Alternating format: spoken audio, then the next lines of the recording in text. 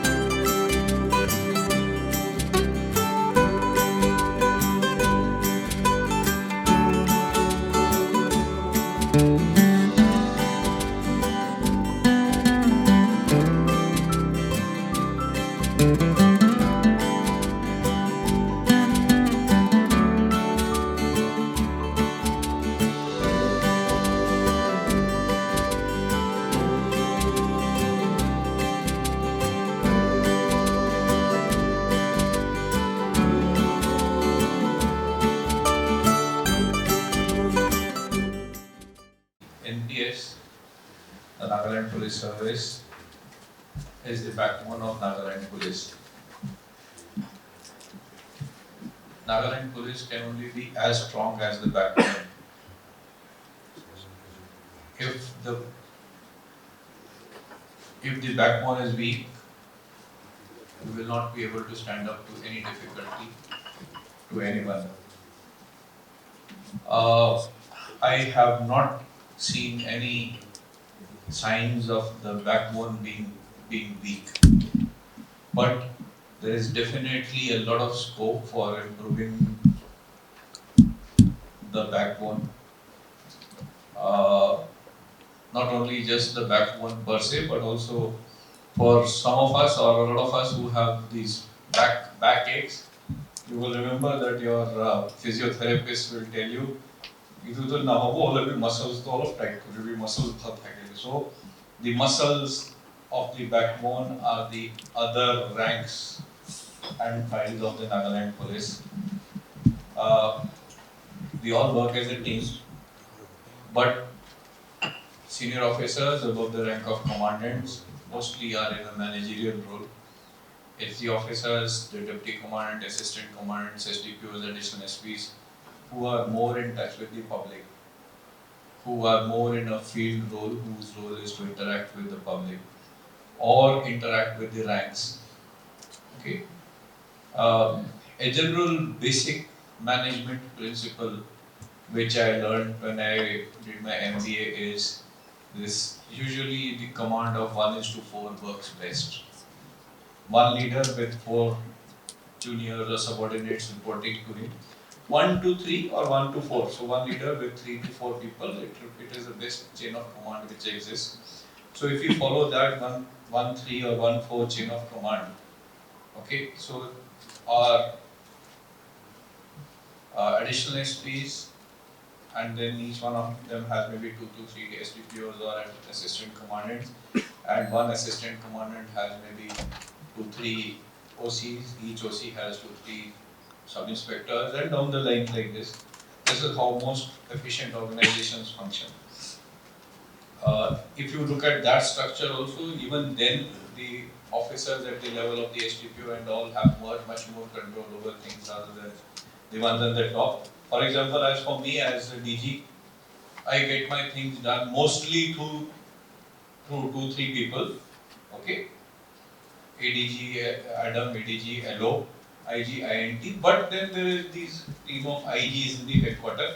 Mostly through them, I can directly go to any of the IGs and get things done, but I rather prefer to work as a team so that if I am not there, whether it is on leave or I retire or whatever, the chain of command remains. So whatever there is happening in an organization, there is a continuity of what happens.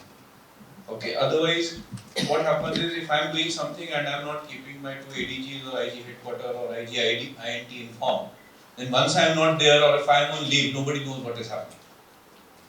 Okay, so we have to maintain that command, we have to maintain that structure. That is why the NPS officers are very important in the structure of the Nagaland police. You are the backbone which links the head with the feet. Okay, so if this backbone is not there, it is the head in one place and the feet in another place, nobody knows what is happening. So we need to work as a team. Thank you so far for standing up, as I said, but I think there is much more which is required to be done in any organization, Nagaland Police also, but in any organization there is always much more scope for improvement. As one of the small things which Joseph brought up, which I think we need to do more, which we also sort of felt that there was a gap last year during the elections duty. Was this system of bars and regular interaction by the commandants and the SPs or additional SPs and the company commanders through darbars. I think mostly this system is out of place. Let me be very sort of negative about it. It is out of place. I'll explain to you why I'm saying it is out of place. Firstly, it is out of place because it is not happening regularly. Okay? It is out of place, it is not happening regularly. Secondly, it is out of place because it should not just be a one-way communication. And I think this is what was wrong last year when our teams had to go for the election duties. Okay? We all know what happened. Either it was at the darbars and the briefing down the ranks was not taking place, which is the worst case scenario. But assuming and giving you all the benefit of the doubt, saying that yes, the darbars were there and the briefings were taking place, not just on that TADA issue, but on other things like circulars from the PHU, messages from the PHU, schemes of the government of India or other departments and other things. Firstly, either it was not there, and even if it was there, it was just a one-way communication which was taking place. You did not have any feedback of what the Jawans had in mind. Okay, you get my point? Okay. Either it was not there, or if it was taking place, that briefing was taking place, none of you communicated to the PHQ that there is going to be a problem or there might be a problem. Or there is likelihood of being a problem. And what is the issue? And this is not just, I'm just giving that election thing as one example. Okay, but this can be multiple aspects of functioning of the department. Okay, so I am here today, but today is my role. I don't mind sitting here, say another 2 hours, 3 hours with you to listen to you. Okay, because I also want a feedback. I just don't want that I should tell you what is in my mind. It's not good to have a one-way communication. I would ideally want to listen to you. Okay, but let's see. I can stay here for a while after the morning session also. But one-way communication will not help. You need to come back to us with whatever feedback there is. Okay, so that we can pick up the problems if we have any. It's no use that it's suddenly put in. If we come to know what is happening, there are a lot of officers who individually come to meet me and senior officers in the PHU and come to meet us, individually call on us, brief us. That gives us feedback. But the issue is, why is it only a certain group of officers who have done it? Okay, I have no issues that officers call on us, whether for a work or just a courtesy. Courtesy doesn't mean bring a gift or anything. Just generally come to the PHQ. In fact, IG range raised this issue with me about a month back. Uh, he said a lot of officers come to the PHQ, and when they come to the PHQ, they don't meet anyone. They don't call on any senior officers when they come to the PHQ or come to Kohima. I think these are good things which should be done. There is nothing like an individual one-to-one interaction, even if it is for 10 minutes. In a group of say 60, 70 of you, how many will I interact with? But if you come to the PHQ, meet me, meet IG Range, meet ADG, LO, ADG, Adam, go to the branch concerned, whatever, have a system, meet people. It keeps the organization alive and thinking about what is happening. And there is nothing as good as a say personal interaction. Small things I can do from my side. Again, I have been guilty. Let me say that I have been guilty of not visiting field units too often. Uh, no excuses for that. But this is sort of with all say defiance at my command. I will say I learned this lesson when I was on deputation. In one of my deputations, my entire jurisdiction was from Uttarakhand to Bengal border and Madhya Pradesh. Okay. The first time some people told me, sir, we should visit the units. I said, yes, we should visit the units, the field units. I spent 28, 29 days to visit all my units, and none of the meetings that I had in any place was more than 15 minutes. So I'm just wasting time being on the road. Okay. I'm not saying one should not, we should visit. Okay. But does it make sense for me to say visit all the units, meet people for 15 minutes?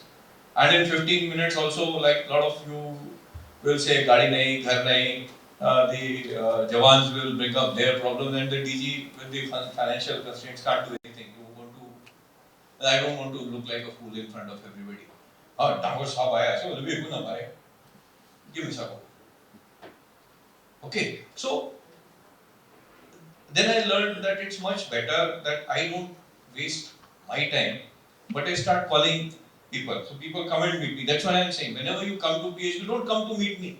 But you are coming to PHQ, coming to Kohima for some work, please do meet the senior officer in the PHQ. Meet everyone that is possible. Just show them their face.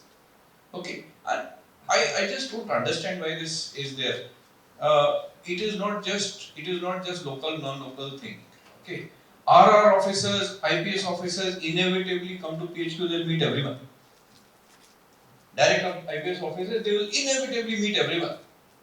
Why don't the NPS officers gather this courage? Either there is courage or there is a gap. I don't think there is a gap. We are accessible to everybody. If there was a gap, why should I come today? I would send a DIG or someone. Okay, so have that courage. Nothing. We are not going to put you to discomfort. MT Toshi is not here. I haven't seen him. He comes to PHQ, comes and meets us every time. I'm just giving an example. Okay, he comes and meets us. We discuss things. He gives his view. His view and my view may not be the same, but at least I get to know the other point of view. Okay, I learned that there is another view which is different from my view. But please keep coming to PHQ whenever you are in Kohima. You are crossing Kohima. Half of you would be crossing Kohima once a month at least. Official duty, private duty, family ko milna, bunking, not being in the station, there could be 10 reasons, 101 reasons. I Javina Tate Phale official Kurina Javina Ekta. I am giving you a way out. Someone is coming from say Kifri or Nokla going to Dimapur for say some God forsaken small thing. Turn your vehicle around, come to the PHQ, meet 3-4 officers. What prevents you from doing this? The only thing which will prevent you from doing this is you have not informed the senior officers that you are leaving the station, or you have not taken permission. Then you are afraid. Any polai ase to na nijo headquarter pada. Then you are afraid. Kinila jayega ko. He will first ask. Kinila aise permission location hai na. Okay, so the point is that you are keeping yourself away from meeting others because you have some problems also. You have hesitation because you are wrong. I can tell you all RR officers, IPS officers, inevitably, they come and meet almost everybody in the PHU. It's not a matter of bringing up or anything. And there is not a not a matter of a gap. It's that if they come, they will probably take a permission, inform the seniors that I'm coming. So there's no hesitation. And once you come and discuss, you can discuss so many things. Personal problems, your unit problems, Nagaland police ko kya karna hai. Someone has only worked in a battalion, he will tell from his expertise about battalions. Someone who's worked in the DF, he will say, sir, say, so it helps. So my request is that please keep this first thing is keep this two-way communication alive at all the ranks down the line. It is essential. Post ceasefire, we are in post ceasefire today, and most of you have joined service after post ceasefire. So I need not stress much on it. We all know where we are, where we stand, where we are heading.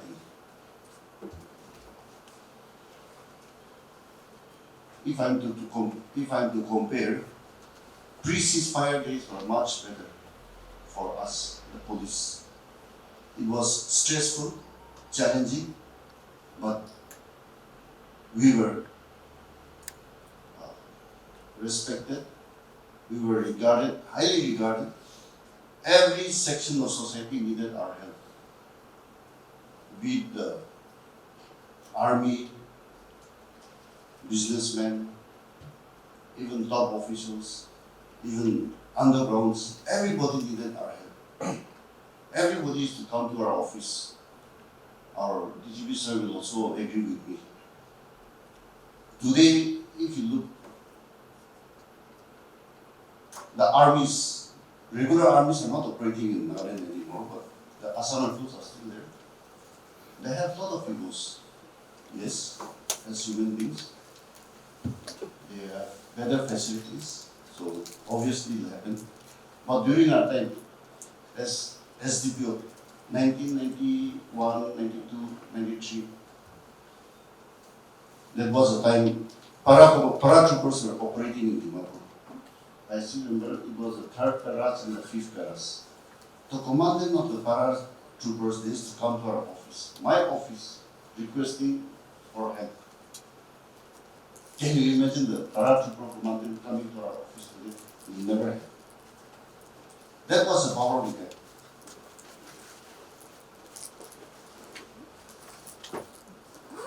Every section of people, they commit excesses, wrongs. So to save themselves from the embarrassments and troubles, everybody had to come. So that was the power we had. And government came up with a policy that all those who were detained under NSA would be transferred out of the state. That was one that was really feared by all sections of people. So there also people will come running to us seeking for help, not to be sent outside the state. Wherever possible, we tried. And back then, even those extortionists, vehicle lifters, we were able to detain them under NSA. Not on grounds of threat to the security for the union and the state and the union, but for maintenance of public order. Vehicle lifters, extortionists, I think today that is almost impossible.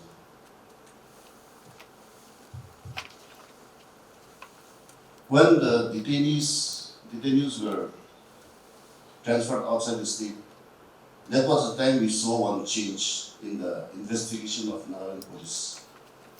Because nobody wanted to be sent outside the state. Lawyers also, they started looking for loopholes in our investigations. So we had to improve our investigations. So that was the first turning point of improvement in investigation. That is what I could see.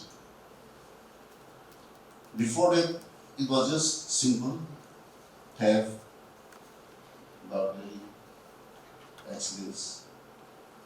But when the court started pulling us up, when the court started questioning the FIRs and the case reports, we also had to pull up our sleeves and then we had to improve ourselves. So that was the first turning point of improvement in investigation in the Nagaland police. And second, of course, it was after the introduction of these mobiles where we are working today. Telephone taping was first done in 1994. 1994 in Dimapur. Dimapur Telephone Exchange, they had come with a new machine that was first introduced, not even in Kohima, it was introduced in Dimapur. So we took up a case, and one of the prime suspects, he came and told me in a very sarcastic way, "Wonderful last day, tumahaniman tak parishe patu." We produced the transcript to the court. The court also did not believe us. So the engineer so the engineer was summoned to the court. And then after explaining, the court also understood that yes, this is a fact. That is how we started. Today, anything happens, we just give a requisition and then the rest is done. Here, I want to say one thing. Today, technology is really advanced. We must exploit whatever is available with us. But we should not become dependent on technology. In most of the cases, the achievement is not ours, but it is the achievement of technology. My last tenure as SP Kohima, some of the IOs, they said, "Sabi ko na home." Which accused will say that I submit to police. Oh, nah. It shows we have become so weak, we have become so dependent on technology. I think this is something where we are going wrong. We need to improve on this.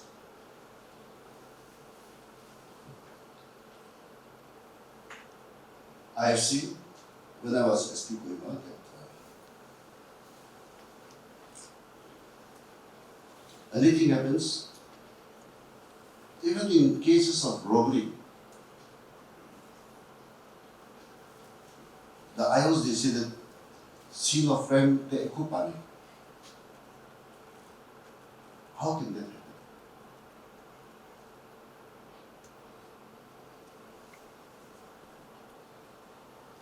I have gone through the case diaries. They don't even prepare the crime map. Even if some prepare crime map, the north is not indicated, which is mandatory. So, we should not be totally depending on the technology only. We must also do our part. Way back in 1992, one IG, he was, I don't remember from which cadre he is, but he came on deposition to Nagaland, and it was the first IG CID, Mr. Divaka Prasad. Sir, you remember this is sir? One incident happened in Chizami. I was SDPO, so SP told me to go. Then before I reached Chizami, IG also was already on the way. So he told me to reenact the scene, whatever was possible. So I briefed him everything, and then he said, "How many empty shells you recovered?" I said, "I don't remember, 4 or 5. Then he asked me exact location of the recovery of the empty shells. I said, here, here, here. I don't want that. I want specific location and the distance between the empty shells. I could not say anything. I could not give a satisfactory reply. Later on, he told me this will determine from which angle the fire shot. And when you send your, if you recover the weapon of offense, this will again give you concrete evidence. So he said, these are the things you may not have been taught, but keep this in mind. So,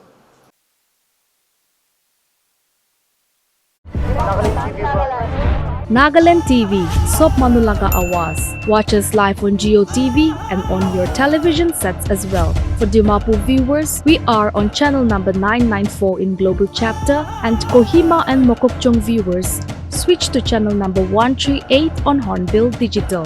For all news and updates, follow us on Facebook, Instagram, YouTube, and Twitter.